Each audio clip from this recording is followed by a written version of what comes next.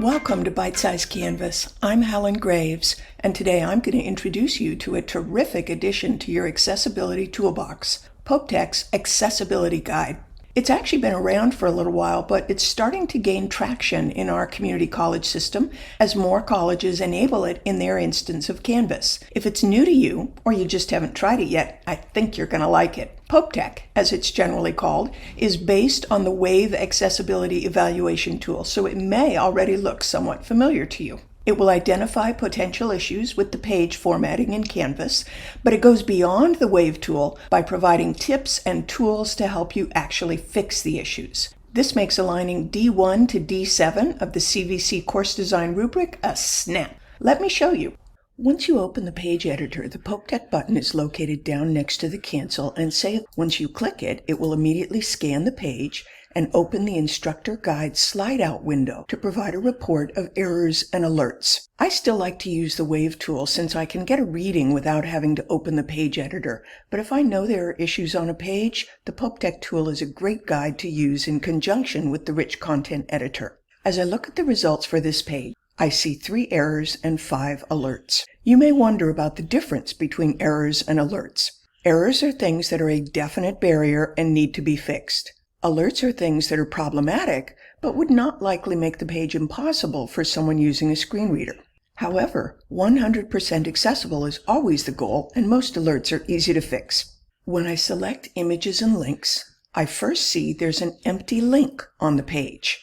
When I click the error, it opens the Fix It panel. PopeTech has highlighted the area of the page where the empty link is located, though it's a little bit hard to see. Now I have the option in the Fix It panel to add descriptive link text if it's a link I do want to keep, or I can remove it with the touch of a button. No more having to go into the HTML code to get rid of those pesky links. Moving to the next item, it says Suspicious Alternative Text. I'll open it up. And yes, indeed, I can see that fingers_group.jpg is certainly not meaningful alt text.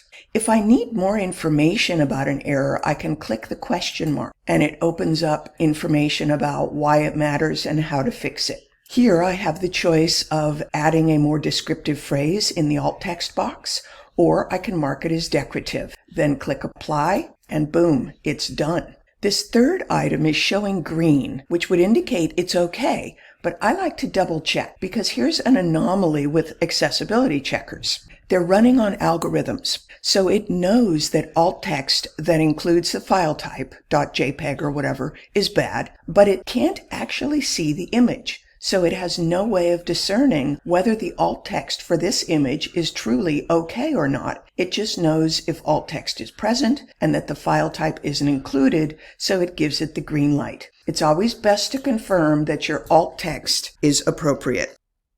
The other sections work pretty much the same way. You can open the Fix It panel, click the question mark if you need more details, make edits, and then click Apply. One tip with headings. Similar to the issue with alt text, the tool doesn't know what text should be designated as a heading. It just knows whether you've skipped a heading. So here in the heading outline, it's telling us we've skipped a heading because quick links over on the page is the first designated heading and it's an H3. I have to look up here at what really should be the first heading to see that it's only designated as paragraph text. So I have to make it an H2. When I rescan the page, I can now see that it's part of my heading outline, and I can change this to make it the appropriate H2 since it's not a sublink. Click Apply, and now my page is done. So use the Fix It panel to help you see if all of your headings are included in the heading outline and that they're the right level. The last tip I'll mention is that the Documents and Videos section is not saying that the video is inaccessible. It's simply alerting you to the presence of either a document or a video and letting you know you need to check it manually. The PopeTech tool is being sponsored by the California Community College Accessibility Center, so it's free to colleges, but they have to request the integration be enabled for your college instance of Canvas. If it's not yet available in your courses, ask your Canvas administrator or DE coordinator to complete the request form on the Accessibility Center's website. Go to the Instructional tab, select Canvas Accessibility, and then click the Instructor Accessibility Guide from the right-hand menu options.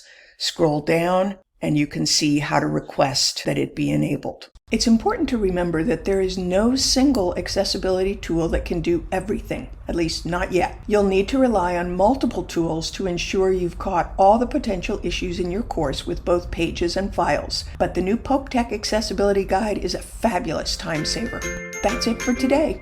Until next time, this is Helen wishing you a canvalicious day.